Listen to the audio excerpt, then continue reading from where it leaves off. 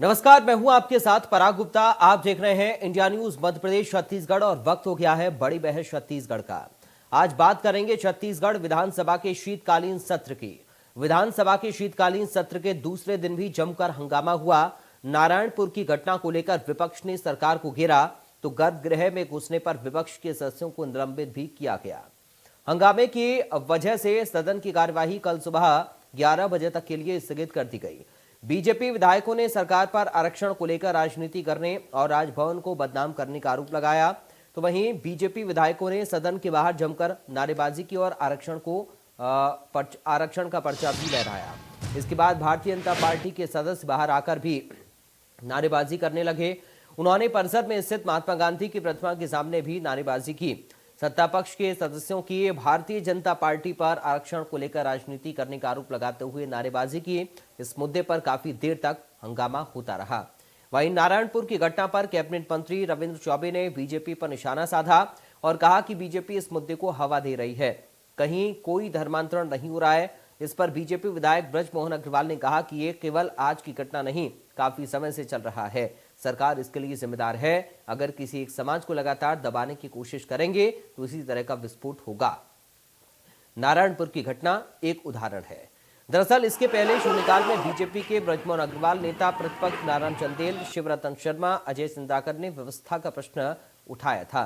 उन्होंने कहा कि प्रश्नकाल के दौरान सत्ता पक्ष के सदस्य व्यवधान उत्पन्न करते हैं तो वहीं आसंदी पर भी टिप्पणी करते हैं। बता दें कि नारायणपुर में दो समुदाय के बीच धर्मांतरण का मामला गहराता जा रहा है। मामला एका थाना क्षेत्र का है, जहां नए साल के पहले दिन गौर्रा गांव में भी धर्मांतरण को लेकर दो समुदाय के बीच जमकर विवाद हुआ था। वहीं जब पुलिस समझाने पहुंची तो गुस्साई भीड़ एसपी पर हमला करते हुए नजर आई। इसके बाद वो गंभीर रूप से घायल हो गए थे। धर्मांतरण पर बवाल और तोड़फोड़ की घटना के बाद मंगलवार को पुलिस ने 5 लोगों को गिरफ्तार कर कोर्ट में पेश किया। इनमें बीजेपी जिलाध्यक्ष रूप साय सलाम, अंकित नंदी, अतुल नेताम, डोमेन यादव, पवन नाग पर मामला दर्ज किया गया और कोर्ट के सामने पेश किया गया। इस दौरान न्यायालय परिसर छावनी में तब्दील किया गया। सोमवार को बवाल के बाद सीएएफ की 16वीं बटालियन के कमांडेंट फोर्स के साथ पहुंचे और भीड़ को भगाया। फिलहाल पुलिस मामले की जांच कर रही है। वहीं घटना की जांच के लिए बीजेपी ने 6 सदस्यीय जांच कमेटी बनाई है। बीजेपी प्रदेश अध्यक्ष अरुण साहब ने समिति का गठन किया है। छत्तीसगढ़ विधानसभा के लिए ये घटना दुखद है। दो बड़ी घटनाएं जो इस प्रदेश में हुई है, एक नारायणपुर की कल की घटना भी चिंताजनक है कि किस प्रकार धर्मांतरण को लेकर सरकारी संरक्षण में धर्मांतरण हो रहा है और जिस प्रकार आक्रमण हो रहा है, ये अपने आप में अद्भुत घटना है कि जो धर्मांतरित नहीं हो रहे उनके घर में आक्रमण करके उसको आग लगाने की कार्रवाई होती है। उसकी प्रतिक्रिया कल आई जब हजारों लोग मिलके इसका विरोध करने के लिए सामने आए। और ये बस्तर इतना शांत है, नारायणपुर इतना शांत है, उसको अशांत करने की जवाबदारी कांग्रेस सरकार की है।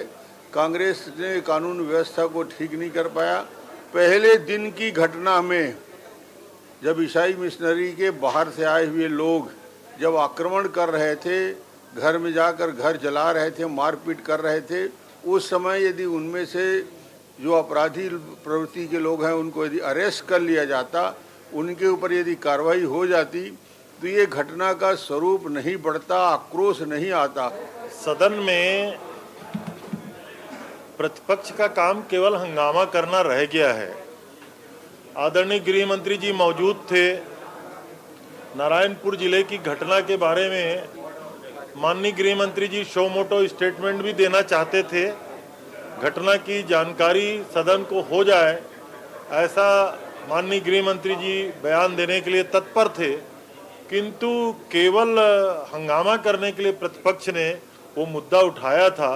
मैं समझता हूं कि माननीय गृह मंत्री जी का बयान उनको आने देना था।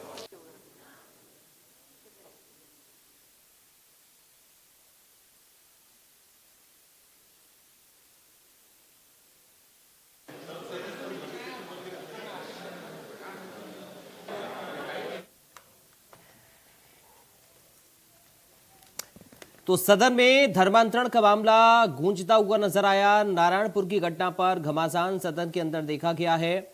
विपक्ष के सदस्यों ने जमकर हंगामा किया इस मुद्दे पर। विधानसभा में दूसरे दिन भी हंगामा देखने को मिला है। इलाके में फिलहाल तनाव की स्थिति है। नारायणपुर चर्चकांड पर घमासान लगातार बढ़ रहा है और सड़क से लेकर संसद तक माफ कीजिएगा सड़क से लेकर सदन तक, विधानसभा तक ये मामला पहुंचा है।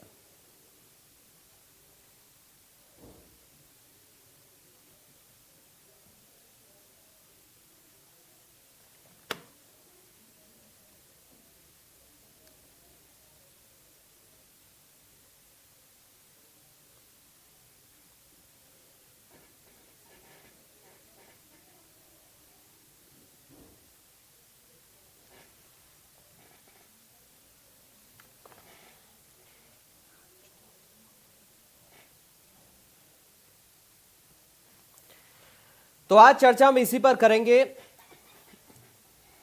धर्मांतरण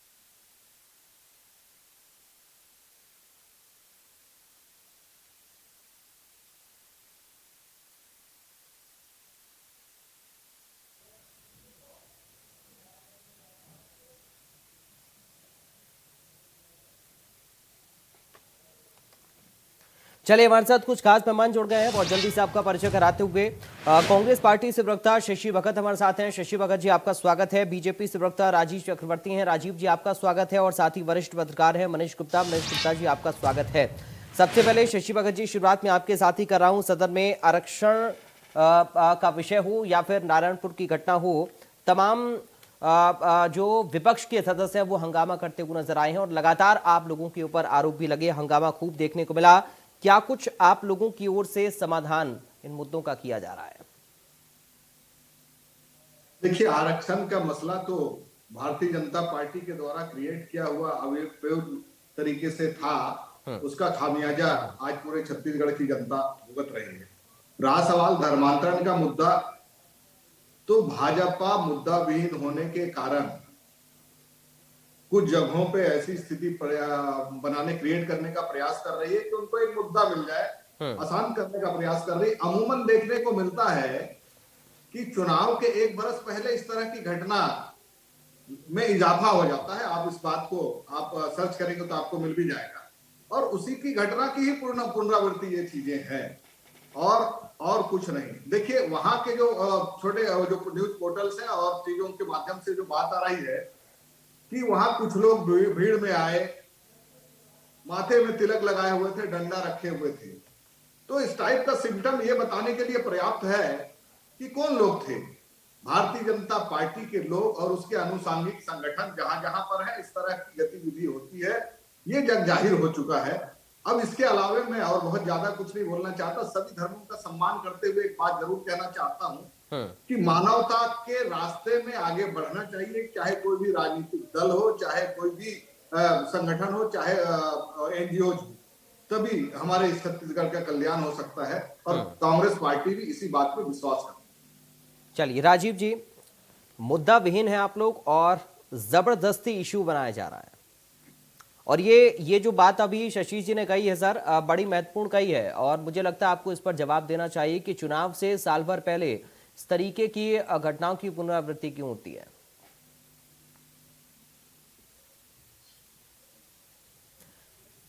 राजीव सर, आपकी आवाज नहीं आ रही है। देखिए, सुकमा जी ने कहा कि धर्मांतरण को लेकर उन्होंने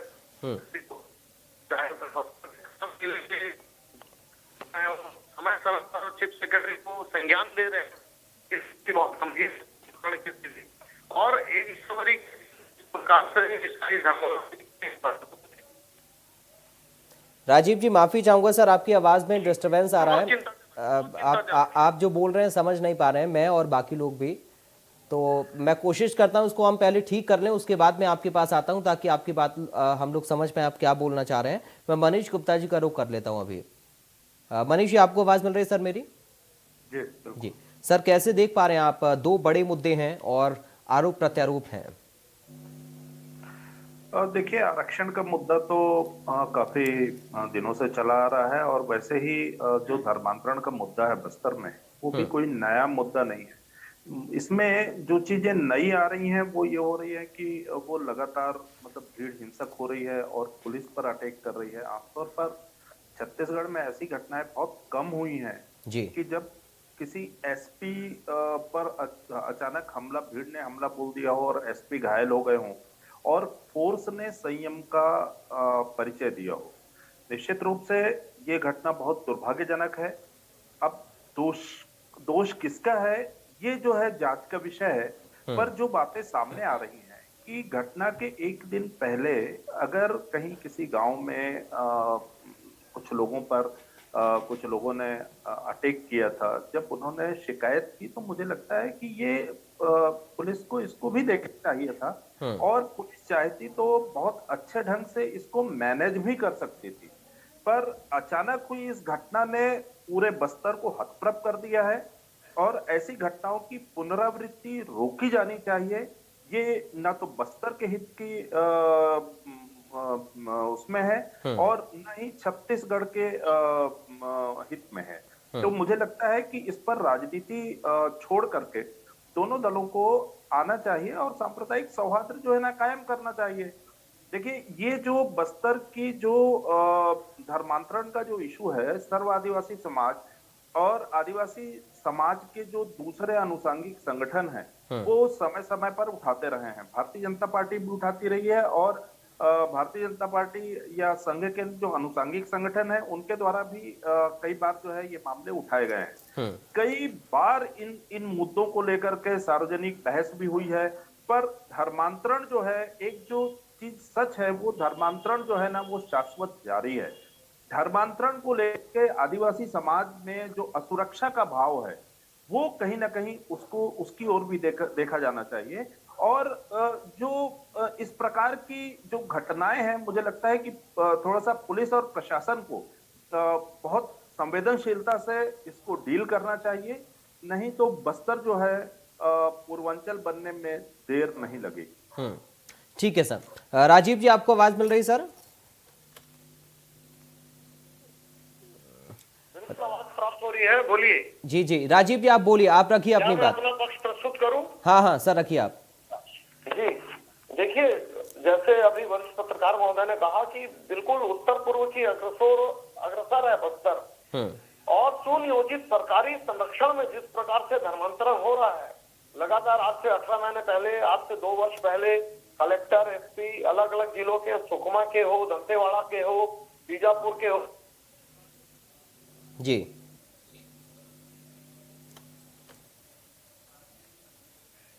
सिंह की मांग, जो आदिवासी समाज के असली जो मूल निवासी है उनकी जगह पर जो अभी अभी धर्मांतरण हो रहे हैं और व्यापक पैमाने पर फर्जी अपना प्रमाण पत्र बना रहे हैं, तो जो असली आदिवासी है उनको लाभ नहीं मिल रहा है। जो लोग कन्वर्ट हो रहे हैं वो आदिवासी वर्ग का लाभ उठा रहे हैं, बड़ी बड़ी नौकरियों में जा रहे हैं, बड़े बड़े कॉलेज में उनका सिलेक्शन हो रहा है। तो एक वर्ग संघर्ष पैदा हो गया है और दुख और दर्द की बात यह है कि कांग्रेस जिसकी मूल एजेंडा जो सोनिया गांधी द्वारा प्रायोजित होती है और जो पोप जॉन पॉल जब इटली आते हैं, एक छोटा सा आपको उदाहरण देना चाहूंगा कि जब पोप जॉन पॉल आए थे सन 2009 में, उन्होंने सोनिया गांधी जी से आग्रह किया था कि ज्यादा से ज्यादा धर्मांतरण होना चाहिए जब आप यहाँ बैठी हुई है।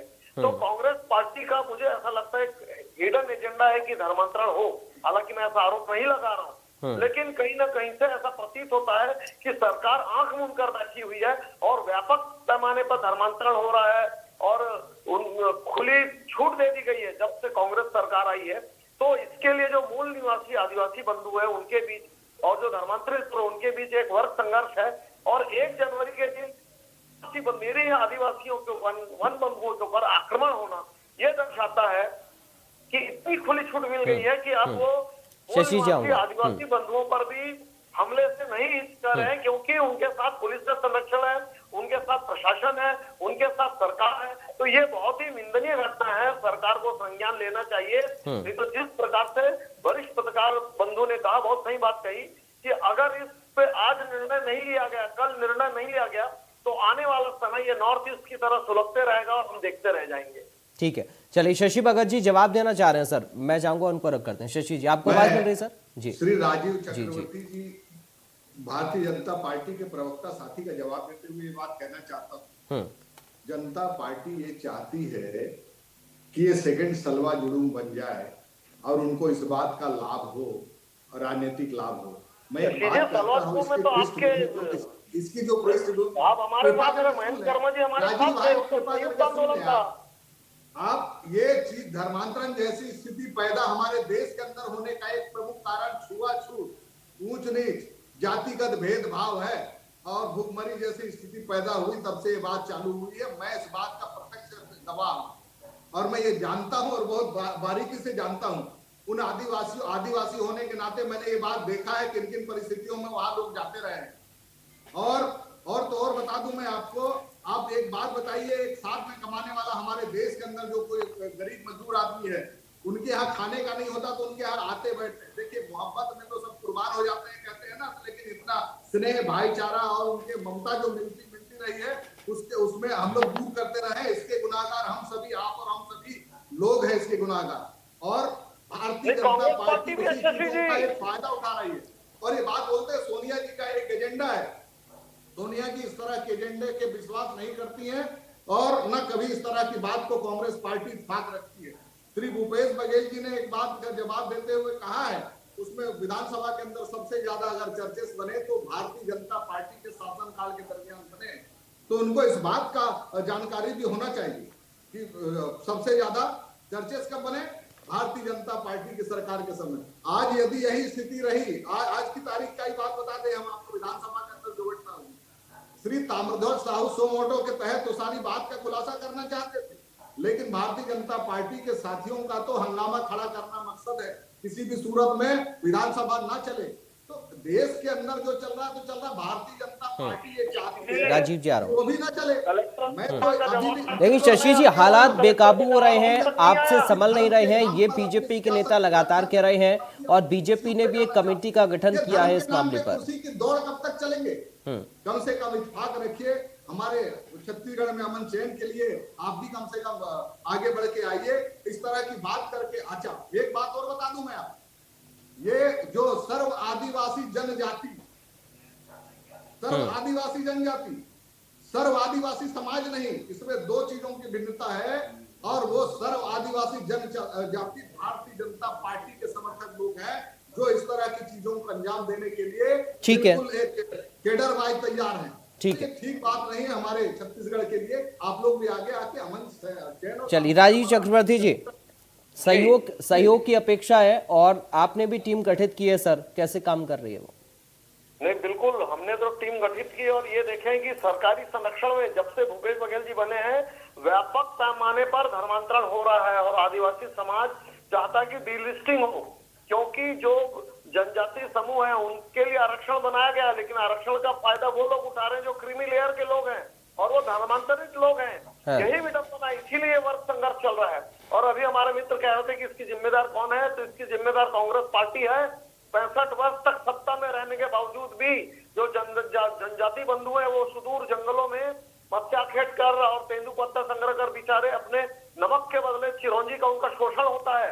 ये 65 वर्षों का शासन है कि आज तक जनजाति बंधु बहुत आगे नहीं बढ़ पाए हैं और भारतीय जनता पार्टी की मंशा है कि जनजाति बंधुओं का बहुत विकास हो, लेकिन उस विकास में यही रोड़ा है कि तक विकास पहुंचना चाहिए उन जनजाति बंधुओं तक नहीं पहुंच पाता है जो धर्मांतरित होकर बड़े-बड़े स्कूलों में जा रहे हैं और धर्म का प्रचार कर रहे हैं, उनके बच्चों का सर्वांगीण विकास हो रहा। तो ये जो विडंबना, ये जो असमानता है, इसके लिए कांग्रेस पार्टी दोषी है। ठीक है, चलिए ठीक है, मैं एक बार मनीष गुप्ता जी का रुख कर रहा हूँ, प्लीज थोड़ा सा रुक जाइए सर, मैं आऊंगा आप दोनों के पास। ठीक है, और कांग्रेस के कैडर के लोग आज तक भूले। चलिए ठीक है सर, मैं आप दोनों के पास लौटूंगा। मनीष गुप्ता जी का रुख कर रहा हूं अभी। कॉलेज खोला। ठीक है राजीव जी, आऊंगा, आप थोड़ा सा वेट करिए आप। टेक्निकल यूनिवर्सिटी की व्यवस्था की। ठीक तो है, अभी ये शोषण रुका है। ठीक है सर। 4 साल तक फिर से वही फलटाई। चलिए मैं थोड़ा मनीष जी से इसको समझता हूं सर आगे। अगर मनीष गुप्ता जी, अगर ये नई समस्या नहीं है तो इसकी असल वजह आप क्या मान रहे हैं? देखिए, धर्मांतरण का जो इशू है ये बहुत पहले से चला आ रहा है। और जैसे कि अभी भगत जी बता रहे थे कि भारतीय जनता पार्टी के कार्यकाल में भी धर्मांतरण रुका नहीं है। भारतीय जनता पार्टी के कार्यकाल में काफी बड़े पैमाने पर धर्मांतरण हुआ है।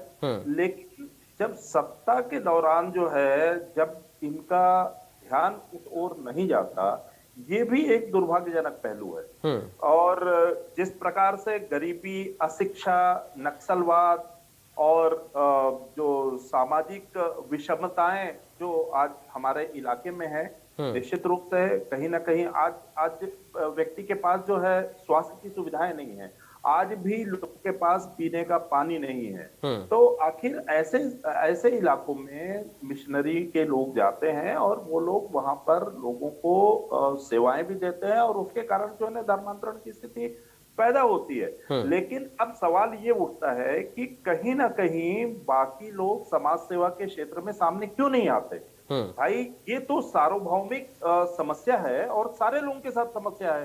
भारतीय जनता पार्टी के भी आनुषंगिक संगठन है, उनको भी सेवा भाव के तहत जो है उन इलाकों में जाना चाहिए। पर ये सारी जो राजनीतिक आरोप प्रत्यारोप और जो कारण है वो सबको मालूम है। लेकिन जिस तरीके से अभी ये जो कानून व्यवस्था की स्थितियां निर्मित हो रही हैं, ये निश्चित रूप से चिंता का विषय है। और मुझे लगता है कि इस पर दोनों दलों को सोचना चाहिए, क्योंकि बस्तर नक्सलवाद से 4 दशकों से जूझ रहा है। अब नक्सलवाद से शांति आ रही है तो कहीं सांप्रदायिक सौहार्द की जो अशांति है उसकी भेंट न चढ़ जाए। बस्तर को बस्तर बनाए रखने के लिए दोनों दलों को पहल करना पड़ेगा और यहाँ के जो आनुषंगिक संगठन है उनको भी सामने आना पड़ेगा। तो यहाँ की जो मूल समस्याओं का जब तक समाधान नहीं होगा, इन समस्याओं से निजात बिल्कुल नहीं मिल सकती। और मैं तो यही कहना चाहूंगा कि लगातार इस दिशा में दोनों दलों को प्रयास करना चाहिए, क्योंकि शांत बस्तर सबके हित है। ठीक है, एक बात संक्षेप में राजीव जी, आरक्षण को लेकर फाइनल कमेंट आपसे चाहूंगा, उसके बाद में शशि जी आपके पास आ रहा हूँ। देखिए, आरक्षण जितनी जाति उतना आरक्षण, ये भारतीय जनता पार्टी का मानना है। और जिस प्रकार से आनन फानन में भानु प्रतापपुर का चुनाव जीतने के लिए कांग्रेस पार्टी ने मसौदा दिया, जिस मसौदे को आप आज दे दें और कल उसकी चुनौती और यथास्थिति लग जाए, तो ऐसे जिसमें डेटा ही गलत हो, जिसमें सांख्यिकी डेटा ही नहीं दिया हो, तो ऐसे डेटा देकर, आरक्षण देकर धूल झोंकना चाहती है कांग्रेस पार्टी। और भारतीय जनता पार्टी का स्पष्ट मानना है कि अनुसूचित जनजाति बंधुओं को, अनुसूचित जाति बंधुओं को, ओबीसी बंधुओं को, सारे लोगों को और जो आर्थिक रूप से पिछड़े स्वर्ण जाति के लोग, सबको आरक्षण का लाभ मिलना चाहिए। और भारतीय जनता पार्टी इसके लिए कटिबद्ध है। कांग्रेस की तरह जिस प्रकार से झूठ बोलकर शराबबंदी के नाम पर आज तक शराब का गढ़ चला रही है और अपराध का गढ़ चला रही है, उसी प्रकार आरक्षण का झूठा मसौदा पेश कर आदिवासी बंधुओं के धूल में धूल झोंक रही है आंखों में। ये बहुत दर्दनाक है। और जो वर्ग संघर्ष पैदा हो रहा है उसकी जिम्मेदार केवल और केवल। ठीक है, शशि भगत जी, एक फाइनल संक्षेप में उत्तर सर आपका आरक्षण पर। झूठ के बुनियाद पे टिकी हुई भारतीय जनता पार्टी के साथी को बता देना चाहता हूं कि उनका जो कैंडिडेट है वही हार के लिए जिम्मेदार था। इसमें आरक्षण जैसी कोई स्थिति नहीं। आज की तारीख में यदि आरक्षण दिलाना चाहती है भारतीय जनता पार्टी, तो उनके कोई भी एमपी और एमएलए राज्यपाल महोदया को इशारा करके क्यों नहीं कहता, जाके क्यों नहीं कहता कि आज इस पे दस्तखत कर दीजिए। पूरे प्रदेश में हाहाकार मचा हुआ, भर्तियां किसी भी समाज वर्ग के लोग आज की स्थिति में रो रहे हैं, उनके गार्जियन परेशान है, बेरोजगार लोग परेशान हुए जा रहे हैं। तो ये सारी स्थिति है। केवल एक को चुनाव का एजेंडा बना के रखना उचित बात नहीं है। यदि चाहते हैं वो लोग, ठीक है, तो सर्वसम्मति से पारित विधेयक में ठीक है राज्यपाल महोदया को दस्तखत कर देना चाहिए। ठीक है, और ये नहीं करने देने का कारण सिर्फ भारतीय जनता पार्टी है और उसके संपूर्ण गुनाहगार भारतीय जनता पार्टी है। भारतीय इसके लिए जनता पार्टी की वजह से होगी। चलिए, दोनों बड़े मुद्दे हैं सर, और दोनों पर जनता की उम्मीदें बहुत ज्यादा हैं। हम कोशिश करेंगे कि समाधान हो, दोनों पार्टी दोनों दल मिलकर करें। बहुत शुक्रिया आप सभी खास मेहमानों का आज की चर्चा का हिस्सा बनने के लिए। नमस्कार।